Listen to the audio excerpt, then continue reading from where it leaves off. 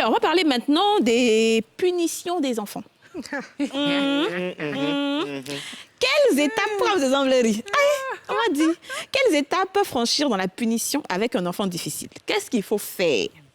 Bon, au-delà de toutes ces méthodes de discussion, de motivation et tout ça, est-ce qu'il faut l'inscrire à l'internat? Est-ce que c'est une option? Est-ce qu'il faut l'envoyer au village? Est-ce qu'il faut l'envoyer chez un oncle? Est-ce qu'il faut le chicoter? C'est quoi, à votre avis, qu'il faut?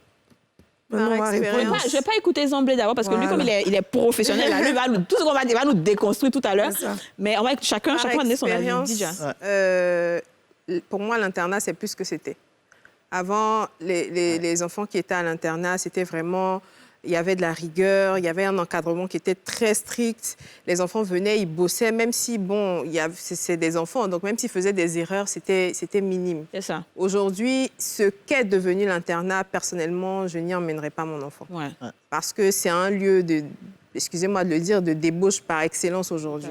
C'est vrai. Et en y étant, quand un enfant, c'est ce que je disais tantôt, quand un enfant n'a pas la personnalité nécessaire pour encaisser des choses, quand il arrive, ça le transforme complètement. Ouais. Parce qu'il y a tellement d'influences, tellement de gens qui arrivent avec des éducations diverses, des problèmes divers, des addictions, des choses comme ça, que l'enfant qui est fragile, qui a vécu une fragilité émotionnelle à la maison, quand il arrive là-bas, il prend de tout ça et lui-même, là, il devient pire que tout le monde. Quelqu'un qui est rentré à l'internat très calme, il en ressort, mais... Lui, il est comme une éponge. Exactement, il absorbe tout. C'est ça. OK, bon, dis-nous, moi, je suis contre le fait de frapper les enfants. Ouais. Je peux vous dire que je suis contre.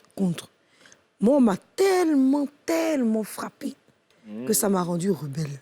Ouais, d'ailleurs, vous verrez dans mes interventions, je suis toujours le contraire.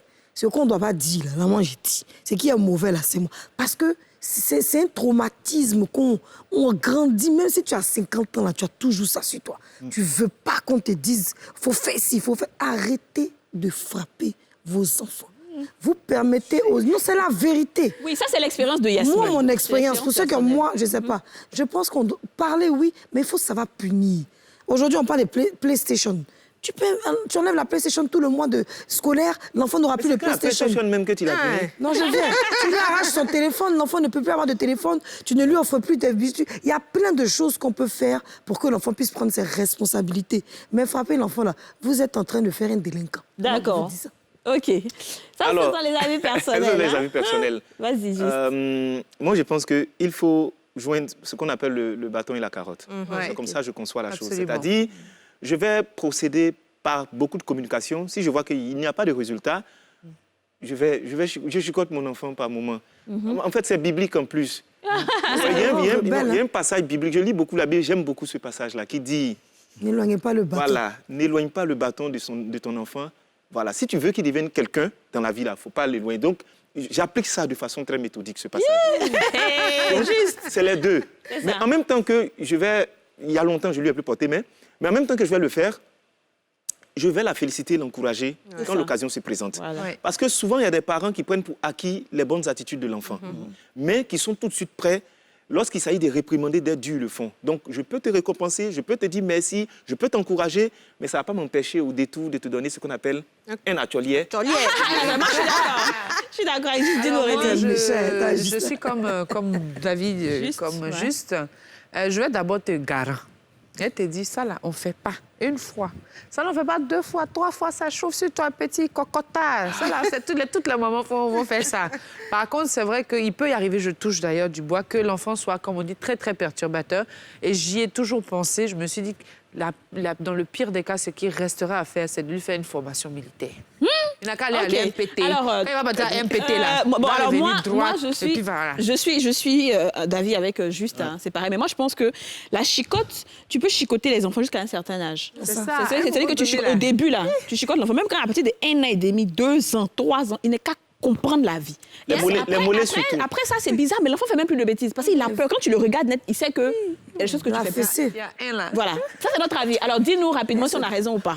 D'accord. Il faut faire la différence entre la punition et la correction. La punition détruit, ça crée la rébellion. La correction construit. Juste à parler de la correction tout à l'heure. Ah, ça, c'est la correction. C'est dit, mon enfant, il est là. Je lui dis, par exemple, tu rentres à 18h. 18h parce qu'on a un certain nombre de choses à faire. Tu n'arrives pas, je te chicote. OK. D'accord. Donc, il sait la correction qui va avec le comportement. OK. Et quand on l'a chicoté, il comprend le lien entre ce qu'il a fait et le comportement. Donc, maintenant, on le chicote comment? C'est ça, Juste peut-être à aussi. parler de mollets. Voilà. On a vu des parents que... Voilà, le voisin allait les convoquer et puis ils ont été enfermés. C'est pourquoi, généralement, dans nos conférences, on évite. Parce qu'Africain, on ne lui dit pas de chicoter. Justement. Quand il te chicote, il t'hospitalise. Écoutez, monsieur. Il faut qu'on fasse la différence entre la punition et la correction. La correction, on a utilisé plusieurs méthodes. Ça n'a pas marché. L'enfant, il sait qu'il sera chicoté, il est chicoté, mais il ne faut pas qu'on dépense 10 000 pour aller à la pharmacie. Donc, chaque correction, il peut administrer. On n'a pas dit 200 000 fois dans le... 200 000 déplacer mon frère. Mais la punition, c'est dit, lui-même, il ne sait pas, on le chicote seulement. Yasmine dit ça. C'est que Yasmine dit ça, c'est vraiment de la violence. Ils ont déplacé mon bras, ils ont déplacé mon pied. C'est la punition. Attends, monsieur, ils ont pris fil de courant pour me frapper. C'est la punition. Ils m'ont frappé pilon jusqu'à aujourd'hui. Vous voyez, mon pouce est comme ça. Ils ont pris de télévision, ils ont jeté sur moi.